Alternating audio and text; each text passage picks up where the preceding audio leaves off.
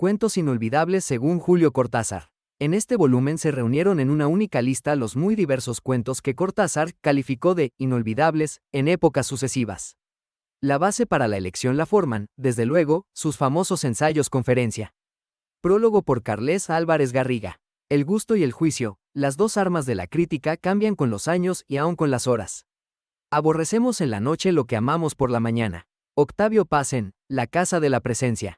Es plausible suponer que si Julio Cortázar decidió no cerrar la lista de cuentos inolvidables que enunció en su conferencia, algunos aspectos del cuento, y así podría seguir y seguir, fue porque sabía que las listas entrañan provisionalidad, y un lector abierto a las novedades en casi todos los géneros no iba a atarse al compromiso de una nómina excluyente.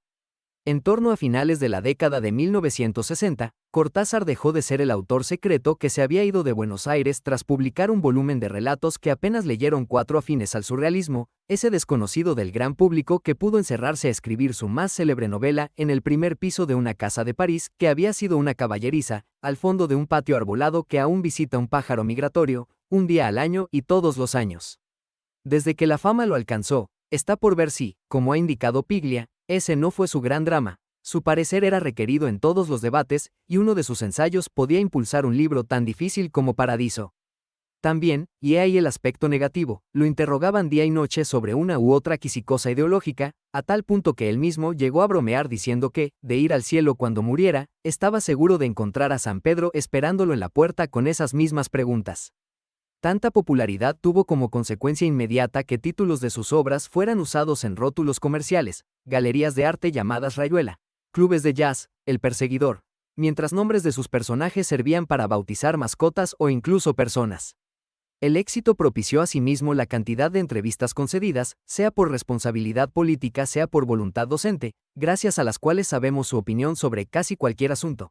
Material que, sumado a la correspondencia editada, y a la todavía inédita que pronto ha de publicarse, ofrece un perfil intelectual bastante preciso. Así las cosas, si no se pretende un volumen que llene por sí solo todo el estante, hay que tratar de conciliar en una única lista los muy diversos cuentos que calificó de inolvidables en épocas sucesivas. La base para la elección la forman, desde luego, los famosos ensayos-conferencia, algunos aspectos del cuento breve y sus alrededores, notas sobre lo gótico en el Río de la Plata y el estado actual de la narrativa en Hispanoamérica. Para empezar, de entre los cuentos citados en los textos anteriores es razonable excluir Los caballos de Abdera, de Lugones, y La pata de mono, de W. W. Jacobs, porque ya estaban en la antología de la literatura fantástica de Borges, Bioy y Silvina Ocampo. También puede excluirse La casa de azúcar, de esta última, puesto que en una carta a Jean Andreu, uno de sus críticos más sagaces, Cortázar confesaba haberlo olvidado. En cuanto a Borges, cualquier lector, como cualquier hijo de vecino que haya leído a Borges, se entiende, da por hecho que Cortázar tenía varios cuentos borgianos memorables. En algunos aspectos del cuento, menciona Clon, Uqbar, Orbis Tertius, en Del cuento breve y sus alrededores, Las ruinas circulares, en El estado actual de la narrativa en Hispanoamérica, La biblioteca de Babel, y El milagro secreto.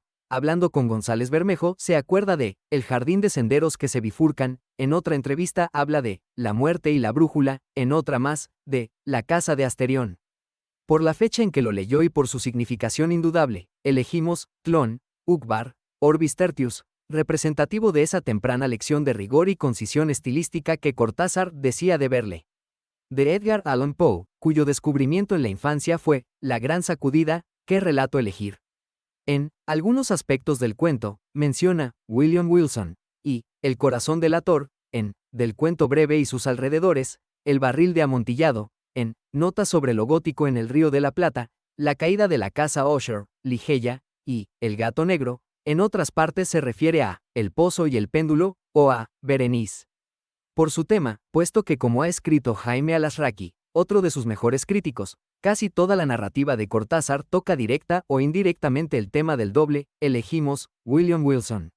Surge entonces un primer problema.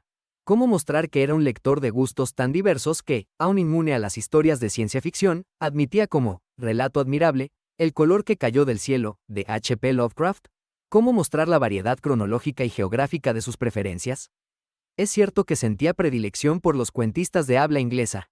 Voy a tener que resignarme a convenir en que los cuentos breves son patrimonio de los sajones.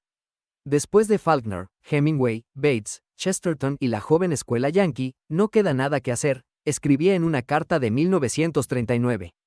Dado que tenemos ya a Poe, para atenuar el predominio estadounidense habrá que renunciar a Hemingway, de quien prefería 50 de los grandes, y Los asesinos, puesto que hemos sido incapaces de suprimir Un recuerdo de Navidad, de Truman Capote, un cuento de infancia como muchos de los mejores de Cortázar.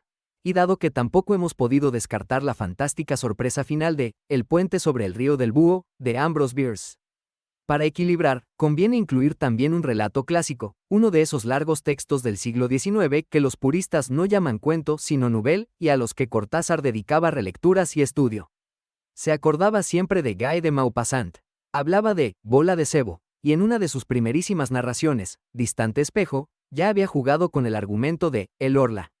Ambos textos son muy conocidos, así que recogeremos otro de una estética similar citado en algunos aspectos del cuento, La muerte de Iván Ilich, de León Tolstoy, cuya trama recuerda, entre líneas, y he aquí un bonito tema de análisis, a la de otro de los elegidos, Un sueño realizado, de Juan Carlos Onetti. Felisberto Hernández fue asimismo una de sus mayores reivindicaciones. La casa inundada, o Las hortensias, o Nadie encendía las lámparas, son textos que, ya quisiera haber escrito yo, dijo en una entrevista. Escogemos La casa inundada, porque en el prólogo a un libro de cuentos de Cristina Peri Rossi anotó que el día en que se logre la recopilación definitiva del cuento fantástico, se verá que muchos de los que pueblan para siempre la memoria medrosa de la especie se cumplen en torno a una casa. Para terminar, y para no olvidar que fue un lector muy atento de escritoras, elegimos Conejos blancos, de Leonora Carrington. Me acuerdo de un cuento estupendo, Lapins blancs, et vous savez que je suis quelque peu amateur de lapins, escribía de joven a un amigo, y Éxtasis, de Catherine Mansfield, de quien dijo en una de sus últimas entrevistas, escribió relatos admirables. No responden a mi noción de cuento, pero me gustan mucho, simplemente yo no los hubiera escrito así. Imaginar cómo los hubiera escrito es un ejercicio de nostalgia. Nostalgia por el gran escritor y nostalgia por el gran lector. También lo es pensar en un hecho que ha contado Aurora Bernardes, su viuda y heredera. Tocado ya de muerte, decidió que el último sitio que quería volver a visitar era un edificio donde había sido muy feliz más de 30 años atrás. Un amigo los llevó en coche. Cortázar no pudo subir las escaleras. Ella sí. Julio, le dijo después, todo está igual. El lugar, que aún conserva aquellas sillas en las que el joven escritor pasó algunos de los momentos más dichosos de su vida, leyendo acaso los inolvidables cuentos que siguen, es la vieja biblioteca del Arsenal, de París.